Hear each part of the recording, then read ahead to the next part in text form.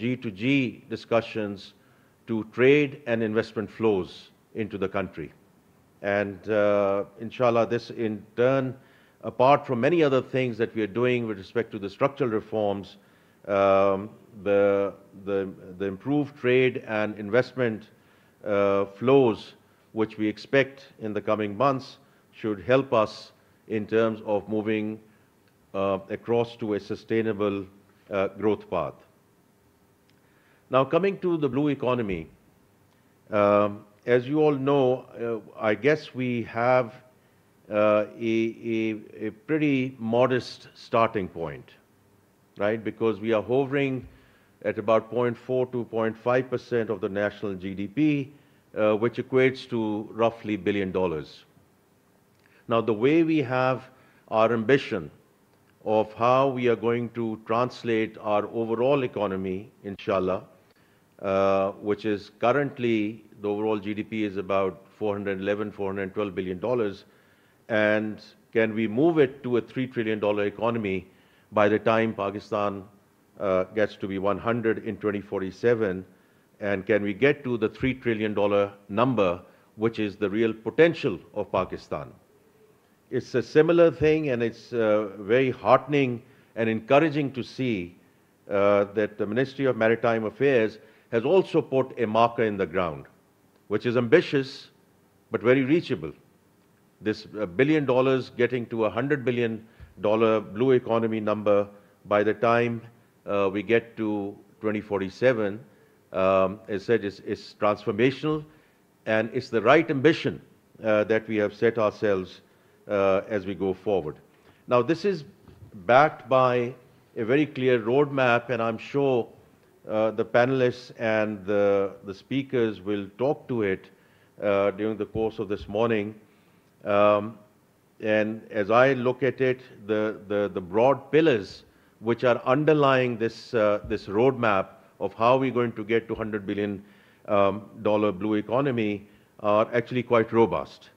So starting with achieving excellence in fisheries and aquaculture, and this to happen through value-added processing capabilities, modernizing our cold chain logistic infrastructure and chains, and implementing world-class hygiene standards.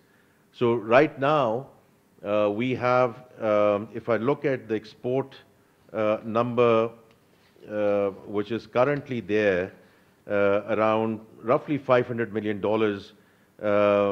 in terms of our seafood exports. Now, getting it to a $2 billion number, as far as I'm concerned, over the next 3 to 4 years, is a very achievable milestone. Now, this in itself being grounded in an overall national fisheries and aquaculture policy, which will extend for the next 10 years through a strategic partnership with the FAO, will continue to guide us as we go forward.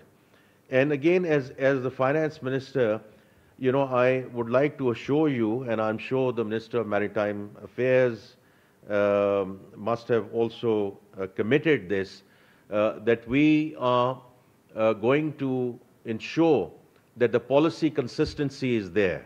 Whatever we say, we see it through the cycle. So I think that is going to be a very important part of how we are going to take this discussion forward. The next one is the modernization of ports and logistics, and we digitize and upgrade the operations, whether it's Karachi, Qasimpur, and Gawada, I think are all going to be very, very important in terms of replicating international best practices and really getting the regional trade partnerships to the next level. The next pillar is around the renewable energy, so launching pioneering pilot projects in tidal and offshore wind generation, and the other thing which obviously is closer to the Ministry of Finance, but to see how we can also go for innovative financing for these projects, whether it's, we have done green bonds in the past, but issuing blue bonds and blending financing mechanisms to fund conservation and sustainable development initiatives. The next one would be marine biotechnology and value chain development, which again represents a very significant opportunity. And finally, it's the regional and the cross-sector collaboration. And all of this, whether it's our engagement through Indian Ocean region and beyond, the research initiatives, the idea is very simple, to take this mainstream and how the blue economy principles get into our national economic transformation agenda, which I previously referred to. So I started by saying that this is a game-changing sector where the potential is huge. And as I said, it's great to see the Ministry of Maritime putting the marker in the ground. It's no different how we are looking at AI and the digital infrastructure and how that is going to, inshallah, propel the economy forward, or our minerals and mining sector, which is again going to be a game changer for Pakistan as we go forward. So at the end, I would like to wish all the delegates and the panelists a very fruitful and constructive discussion during the course of today, and look forward to receiving the feedback at the end of the conference. Once again, I'm very grateful to the organizers for inviting me to this very important maritime conference, and I wish everyone well over the course of... आप मुलाहज़ा कर रहे थे Pakistan maritime international conference है जिससे वफाकी वज़ीर ख़ज़ाना ख़िताब कर रहे थे और उनकी जानिब से कहा गया कि इस मुल्क में इन्वेस्टमेंट के बहुत सारे मौक़े मौजूद हैं। हम कोशिश करें कि मैक्रो इकनॉमिक फैक्टर्स को मज़ीद स्टेबलाइज़ कर सकें।